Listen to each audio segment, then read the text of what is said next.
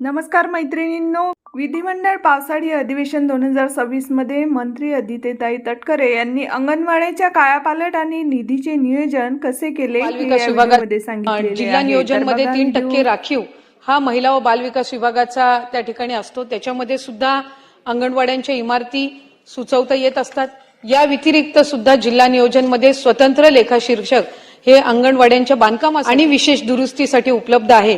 त्यामध्ये लेखा शीर्षक हे अंगणवाड्यांच्या बांधकामासाठी आणि विशेष दुरुस्तीसाठी उपलब्ध आहे।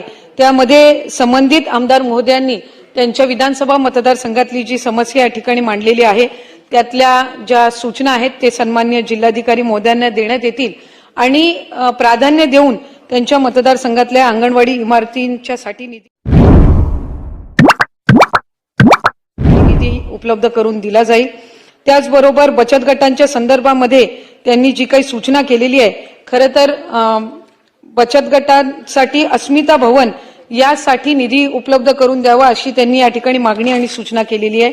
संबंधित बाब ही ग्रामविकास विभागाच्या अंतर्गत येते, त्यामुळे उमेद अभियाना अंतर्गत जे ग्रामविकास विभाग आहे यांना आम्ही त्या संदर्भामध्ये त्यांच्याकडे माहिती दिली जाईल आणि सन्माननीय आमदार महोदयांच्या या मागणीनुसार तिथं जर जागा उपलब्ध असेल तर यंदाच्या वर्षी ग्रामविकास विभागाकडून लवकरात लवकर त्याची मंजुरी मिळवण्याच्या दृष्टिकोनातून जो काही पाठपुरावा आहे तो केला जाईल।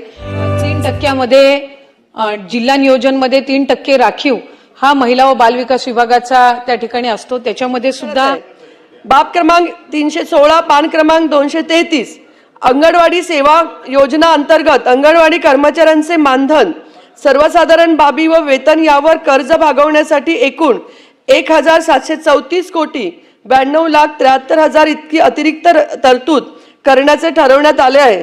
त्याबद्दल मी शासनाचे शतशः आभार व्यक्त करत आहे। अंगणवाडी सेवा व योजनेअंतर्गत अंगणवाडी कर्मचाऱ्यांचे मानधन व सर्वसाधारण बाबी वेतन यावरील खर्च त्यामुळे भागवणे शक्य होणार नाही। अंगणवाडी सेविकांना देण्यात येणारे मानधन आणखीन वाढवण्याची मागणी मी इथे करत आहे। अंगणवाडी सेविका आदिवासी भागात तसंच ग्रामीण भागामध्ये महिलांच्या आरोग्याकरिता फार मोठ्या प्रमाणात सतत कार्यरत असतात, तेव्हा त्यांच्यासाठी हा अतिशय मानधन वाढवणं आवश्यक आहे। धन्यवाद सभापती महोदय। बाब क्रमांक 238 पान क्रमांक 152 सभापती महोदय, राष्ट्रीय आरोग्य अभियान अंतर्गत कार्यरत अशा स्वयंसेविका व अशा गटप्रवर्तक यांना मानधन प्रदान करण्यासाठी रक्कम रुपये 450 कोटी इतक्या अतिरिक्त निधीचा तरतूद करण्याचे ठरवण्यात आले। त्याबद्दल मी सरकारचे आभार व्यक्त करत आहे। महायुती सरकारने अशा स्वयंसेविकीय व अशा गटप्रवर्तक यांचं मानधन प्रदान करण्यासाठी ही केलेली तरतूद ही फार मोठी असून यापूर्वी इतक्या मोठ्या प्रमाणात तरतूद करण्यात आल्याचे दिसत नाही।